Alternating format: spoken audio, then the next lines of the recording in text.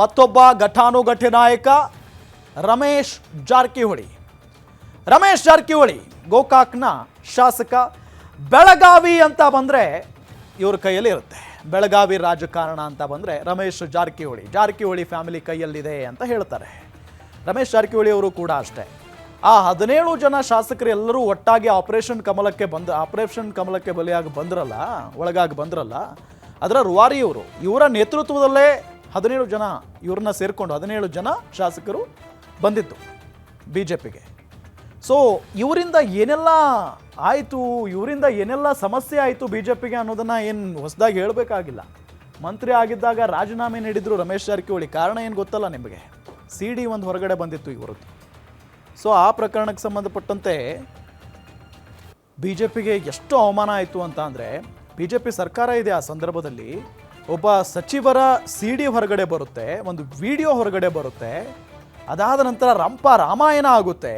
ಅದು BJP ಸರ್ಕಾರಕ್ಕೆ ಎಲ್ಲಿಲ್ಲದ ತಲೆನೋವು, ಟೆನ್ಷನ್ ಮತ್ತು ಅವಮಾನ. ರಾಜ್ಯದ ಜನರ ಮುಂದೆ ಸಿಕ್ಕಾಪಟ್ಟೆ ಅವಮಾನ ಆಯಿತು ಆ ಸಂದರ್ಭದಲ್ಲಿ ರಮೇಶ್ ಜಾರಕಿಹೊಳಿ ಅವರಿಂದ. ರಾಜ್ಯ BJP ಅಧ್ಯಕ್ಷರ ವಿರುದ್ಧ ಬಹಿರಂಗವಾಗಿ ಈಗ ವಾಗ್ದಾಳಿಯನ್ನು ನಡೆಸ್ತಾ ಇದ್ದಾರೆ. ಎಷ್ಟರ ಮಟ್ಟಿಗೆ ಅಂತ ಅಂದರೆ, BY ವಿಜೇಂದ್ರ ಇನ್ನೂ ಬಚ್ಚ. ನಾವೆಲ್ಲ ರಾಜಕಾರಣಕ್ಕೆ ಬಂದಾಗ ಇನ್ನೂ ಚಡ್ಡಿ ಕೂಡ ಹಾಕೊಳ್ತಾ ಇರಲಿಲ್ಲ BY ವಿಜೇಂದ್ರ, ಹಾಗೆಲ್ಲ ಮಾತಾಡಿದರು ರಮೇಶ್ ಜಾರಕಿಹೊಳಿ. ಯಡಿಯೂರಪ್ಪನವರ ಪುತ್ರನ ಬಗ್ಗೆ, BJP ರಾಜ್ಯಾಧ್ಯಕ್ಷರ ಬಗ್ಗೆನೇ ಅಷ್ಟು ಹಗುರವಾಗಿ ರಮೇಶ್ ಜಾರಕಿಹೊಳಿ ಮಾತಾಡಿದ್ದು ಸಹಜವಾಗಿ ಕಾಂಗ್ರೆಸ್ಗೆ ಒಂದು ದೊಡ್ಡ ಅಸ್ತ್ರ ಕೊಟ್ಟಂಗಾಯಿತು. ಯಾವುದೇ ಕಾರಣಕ್ಕೂ ರಾಜ್ಯಾಧ್ಯಕ್ಷ, ಅದು ನಮ್ಮ ಅಧ್ಯಕ್ಷ ಅಂತ ಹೇಳಿ ನಾವು ಒಪ್ಕೊಳ್ಳೋದಕ್ಕೆ ಸಾಧ್ಯನೇ ಇಲ್ಲ BY ವಿಜೇಂದ್ರ ಅವರನ್ನ ಅಂತ ಹೇಳಿ ಬಹಿರಂಗವಾಗಿ ಹೇಳಿಕೆಯನ್ನು ಕೊಡ್ತಾರೆ. ಬಹಿರಂಗವಾಗಿ ಈಗಲೂ ಕೂಡ ಅದೇ ನಿಲುವನ್ನು ಹೊಂದಿದ್ದಾರೆ ರಮೇಶ್ ಜಾರಕಿಹೊಳಿ ಅವರು, ಅದೇ ನಿಲುವನ್ನು ಹೊಂದಿದ್ದಾರೆ. ಹೌದು, ಯತ್ನಾಳ್ ಅವರನ್ನ ಉಚ್ಚಾಟನೆ ಮಾಡಿದ್ರು, ಉಚ್ಚಾಟನೆ ಮಾಡಿದ ನಂತರ ಆದರೂ ಸೈಲೆಂಟ್ ಆಗ್ತಾರೆ ಇವರು ಅಂತ ಹೇಳಲಾಗ್ತಾ ಇತ್ತು.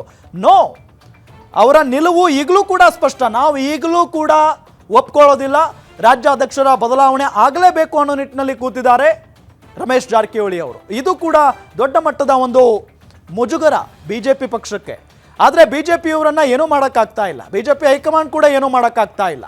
ಯತ್ನಾಳ್ ಟೀಮ್ ಜೊತೆಗೆ ಪ್ರಮುಖವಾಗಿ ಗುರುತಿಸಿಕೊಂಡಿದ್ದೆ ರಮೇಶ್ ಜಾರಕಿಹೊಳಿ ಅವರು, ಪ್ರಮುಖವಾಗಿ ಗುರುತಿಸಿಕೊಂಡಿದ್ದೆ. ಇವರಿಂದ ಪಕ್ಷಕ್ಕೆ ಬಹಳಷ್ಟು ನಷ್ಟ ಆಗ್ತಾ ಇದೆ. ಆದರೆ ಅವ್ರು ಹೇಳ್ತಾರೆ, ನಾನು ಯಾವಾಗಲೂ ಕೂಡ BJPಯಲ್ಲೇ ಇರ್ತೀನಿ, BJPಯನ್ನು ನೆಕ್ಸ್ಟ್ ಟೈಮ್ ಅಧಿಕಾರಕ್ಕೆ ತರೋದೇ ನನ್ನ ಗುರಿ ಅಂತ ಹೇಳಿ ಮಾತನಾಡ್ತಾರೆ. ಅದರಲ್ಲಿ ಯಾವುದೇ ರೀತಿಯಾದಂಥ ಡೌಟ್ ಇಲ್ಲ. ಆದರೆ ರಾಜ್ಯಾಧ್ಯಕ್ಷರ ವಿರುದ್ಧವಾಗಿಯೇ ಬಹಿರಂಗ ವೇದಿಕೆಯಲ್ಲಿ ಆಕ್ರೋಶವನ್ನು ವ್ಯಕ್ತಪಡಿಸ್ತಾರೆ. ಆತ ಒಬ್ಬ ಭ್ರಷ್ಟ ಅಂತ ಹೇಳ್ತಾರೆ, ಆತನ ತಂದೆ ಯಡಿಯೂರಪ್ಪನವ್ರ ಬಗ್ಗೆ ಮಾತಾಡ್ತಾರೆ ಅಂದಾಗ, ಪಕ್ಷದ ಮುಖ್ಯಸ್ಥರ ಬಗ್ಗೆನೇ ಮಾತನಾಡಿದರೆ ಅಲ್ಲಿಗೆ ಪಕ್ಷಕ್ಕೆ ಎಷ್ಟರ ಮಟ್ಟಿಗೆ ಡ್ಯಾಮೇಜ್ ಆಗಿರಬಹುದು, ಆಗುತ್ತೆ. Just imagine.